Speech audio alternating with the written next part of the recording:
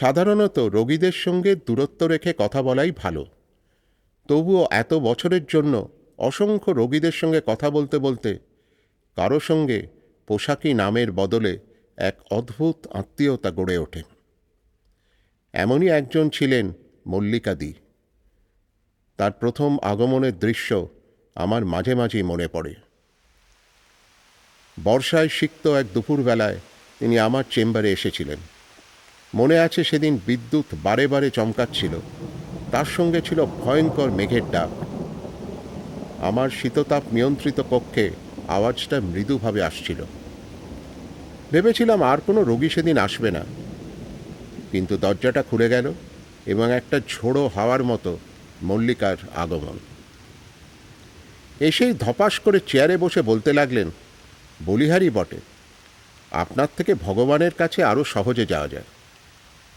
শ্যামবর্ণ, স্থূল গঠন, মাঝারি চেহারার ভদ্রমহিলার কথাতে একটা আধিপত্য বিস্তার করার স্বাভাবিক চেষ্টা প্রকাশ পাচ্ছিল। বললাম, বাইরের আবহাওয়ার জন্যে আমি তো দায়ী নই। মল্লিকা তখন বেশ গুছিয়ে বসে পড়েছে। বলল, তা তো নয়ই, কিন্তু কেন জানি না যখনই আপনাকে দেখানোর চেষ্টা করি তখনই বিচিত্রভাবে একটা বাধা আসে। হাসলাম, এই তো দেখা হয়ে গেল। মল্লিকা আওয়াজ না করে হেসে ফেলল, বড় বড় চোখগুলো নেচে উঠল। সেই জন্যই তো বললাম, আপনার কাছে পৌঁছলো কতটা কষ্টকর। আর কথা না বাড়িয়ে জিজ্ঞেস করলাম, আপনার কি হয়েছে? তিনি বললেন, এই বয়সে যা হয় আর কি, দুই হাঁটুতে প্রচণ্ড ব্যথা, একটুও ভালোভাবে চলাফেরা করতে পারছি না। মাথা নাড়লাম। ব্যথাটা কি হাঁটাচলা করলেই হয়, নাকি শুয়ে থাকলেও ব্যথা হয়? না, হাঁটাচলা সিঁড়ি ওঠানামা করতে খুবই অসুবিধে হচ্ছে। মাটিতে বসতে বা নিচু সোফাতে একবার বসলে আর উঠতে পারি না। একবার আপনি এই টেবিলে একটু শুয়ে পড়ুন তো। উপস্থিত আয়াকে বললাম, ওনাকে ছোট্ট সিঁড়িটা দিয়ে উঠিয়ে দিন। দেখলাম বেশ কষ্ট করেই তাকে উঠতে হলো। পরীক্ষা করে দেখলাম হাঁটু দুটো ফুলে আছে, আধা ভাঁজ হচ্ছে এবং বেশ কিছুটা বেঁকে গেছে। এক্স রে করতে দিয়ে এবং সেদিনই এক্স রেগুলো দেখে সিদ্ধান্ত নিলাম যে ওনাকে অপারেশন করতে হবে। তিনি অবাক হলেন না, বললেন, আমিও তাই ভাবছিলাম, তবে আমার অবসর গ্রহণের আর মাত্র 3 মাস বাকি, আমি তারপরেই অপারেশনটা করে নিতে পারব।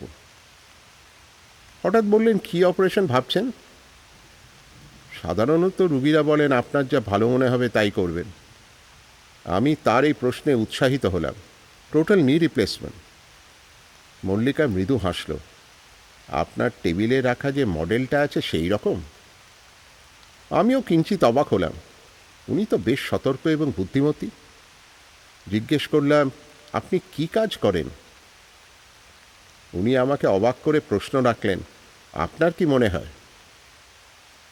আমিও চটপট জবাব দিলাম, শিক্ষিকা, সিনিয়র স্কুলের, হয়তো প্রধান শিক্ষিকা। মল্লিকা এবার আওয়াজ করেই হেসে উঠলেন। বললেন, আপনাদের মতো আমিও পড়াশোনা করে এসেছি। সেদিন আমি অপারেশনের জন্য প্রয়োজনীয় পরীক্ষাগুলো লিখে আর কিছু ওষুধ আর ব্যায়াম দেখিয়ে দিয়ে 2 মাস বাদে দেখা করতে বললাম।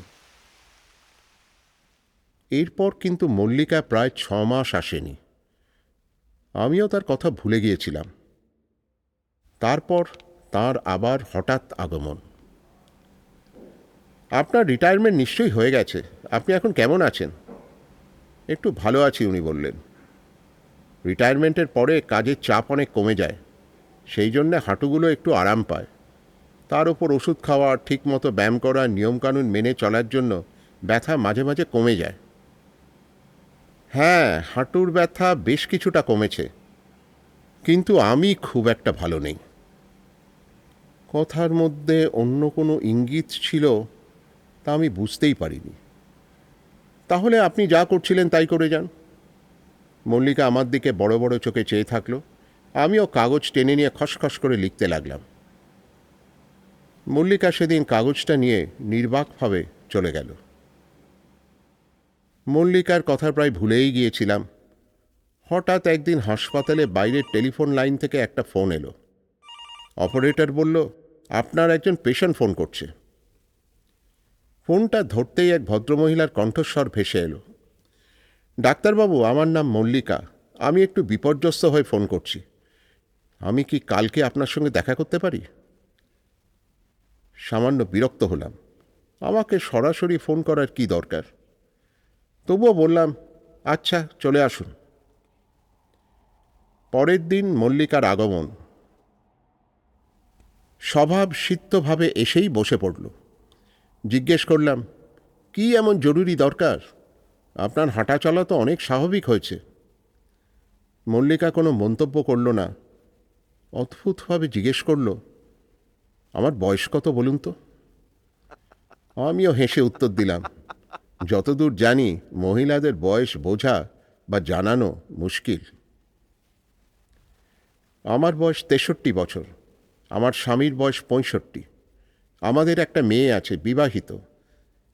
তার স্বামী বাইরে কাজ করে, বছরে 2-3 বার আসে। ওরা তিনজনেই আমাকে অপ্রকৃতিস্থ ভাবে। আমি চুপ করে বসে থাকলাম। যে কোনো কারণেই হোক, মল্লিকা আমাকে দেখাতে আসেনি, কিছু অন্তরের কথা শোনাতে এসেছে। মল্লিকা বলতেই থাকলো, আমি স্বাধীনচেতা মহিলা। যখন আমার স্বামীর চাকরি চলে গিয়েছিল, আমি একা সংসার চালিয়েছি, আর অনেকগুলো টিউশন জোগাড় করে দিয়েছি। আমার মেয়ে যখন গ্র্যাজুয়েট হয়ে কোনো চাকরি পাচ্ছিল না, আমি একটা স্কুলে তার চাকরি জোগাড় করে দিয়েছিলাম। দাঁড়িয়ে থেকে নিজে হাতে করে বিয়ে দিয়েছিলাম। সেদিন আমার মেয়ে জামাই আমাদের বাড়ির নিচের তলাটা বিক্রি করে দিচ্ছিল, আমাকে না জানিয়ে। জেনে তাদের খুব গালাগালি দিয়েছিলাম। সেদিনই প্রথম তাদের মুখ থেকে শুনলাম পাগলি কথাটা। সেই কথাটা বারবার তারা আমাকে শোনাতে থাকে। আমি এই কথাটি শুনতে রাজি নই। আমার অপারেশনে ওরা রাজি নয়। কিছুদিন বাদে আমি আবিষ্কার করলাম যে আমার 30 বছরের পুরনো স্বামী তার একটি ছাত্রীর সঙ্গে জড়িত।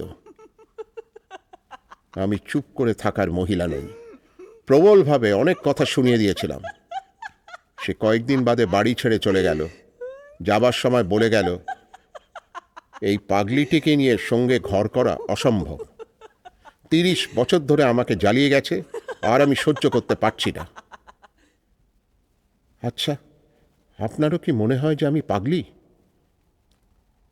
আমার হঠাৎ মনে পড়ল যে একবার তার সঙ্গে একটি নিরীহ গোবেচারা দেখতে একটি লোক এসেছিল। আমি বললাম, একবার আপনার সঙ্গে যে ভদ্রলোক এসেছিলেন, তিনি কি আপনার স্বামী ছিলেন? মল্লিকা মাথা নাড়ল। হ্যাঁ, তিনি। আমিও অবাক। সেই লোকটার এত তেজ! 30 বছরের সংসার ভেঙে একটা যুবতী মহিলার সঙ্গে নতুন সংসার পাতার ইচ্ছে হলো কি করে? মল্লিকা দীর্ঘশ্বাস ফেলল। আমাকে তো দেখতে ভালো নয়। আমি কালো, মোটা, ভালো করে নড়তে চড়তে পারি না, চিৎকার চেঁচামেচি করি। আমাকে খরচের খাতায় ফেলে দেওয়াটা খুবই সহজ। তার ওপর পাগলি প্রমাণ করলে তো আরোই সুবিধে। আমার হাতে কিছুটা সময় ছিল। এই গল্পটার শেষ জানার কৌতূহল ছিল। অস্ফুটভাবে বললাম, তারপর? পরের দিনই সবাইকে পুলিশ থেকে বার করে দিয়েছে আমার বাড়ির থেকে। আমি শক্ত হাতে আমার স্কুলটাকে চালিয়েছি। আমার সংসার আমি একাই চালাতে পারবো। আমি চুপ করে বসে আছি। মল্লিকা বলল, আমার সব পরীক্ষা এবং এক্স-রে এনেছি। আপনি আমার অপারেশনটা করে দিন। কাগজপত্র আমি নিজেই সই করব। কোনো বাড়ির লোকের দরকার নেই। আমি বললাম, সে তো হয় না, একজন আত্মীয়ের উপস্থিতি দরকার। মল্লিকা শুকনো মুখে হাসল। আমার এক দূর সম্পর্কের বোন আছে, তাকেই নিয়ে আসব। পরীক্ষাগুলো আমি দেখে নিয়েছি। যতদূর বুঝি সবই ঠিক আছে। আপনি দয়া করে অপারেশনের দিনক্ষণ আর কত খরচা হবে আমাকে বলে দিন। আশ্চর্যভাবে বলে ফেললাম, মল্লিকা দি, আগামী সপ্তাহে অপারেশন করব। প্রথম একটা হাঁটু, আর পরের সপ্তাহে দ্বিতীয়টা। সেই প্রথম কোনো রোগীকে দিদি বলে সম্বোধন করেছিলাম। মল্লিকাদি ভর্তি হলো, সফলভাবে তার দুদিকে নি রিপ্লেসমেন্ট হয়ে গেল। ফিজিওথেরাপি অনায়াসে করে গেলেন। 2 মাস বাদে নিজে হেঁটে হেঁটে আমাকে দেখিয়ে দিয়ে গেলেন।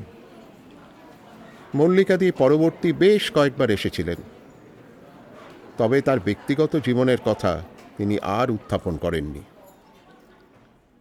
বেশ কয়েক বছর বাদে শ্যামবাজারে আমার ভাগ্নের বিয়েতে গিয়েছিলাম। কোনো দিন ভিড়ের মধ্যে থাকাটা আমার পছন্দ নয়।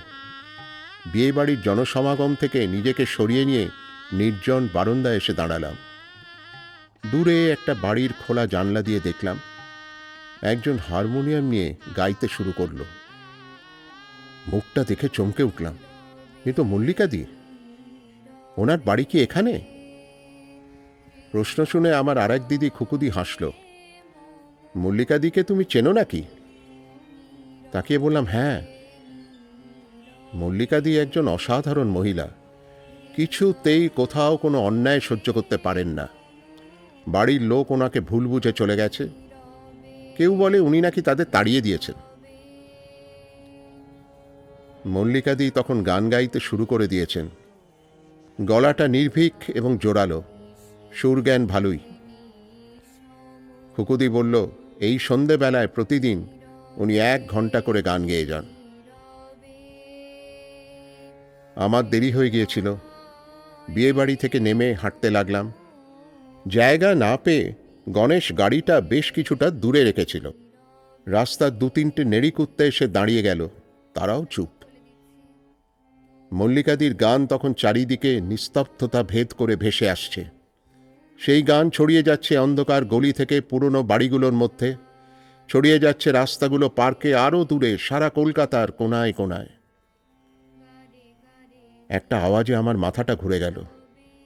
একের পর এক সব জানলা খুলে যাচ্ছে। এক তরুণী তার বইয়ের খাতা সরিয়ে রেখে জানলার দিকে তাকিয়ে আছে।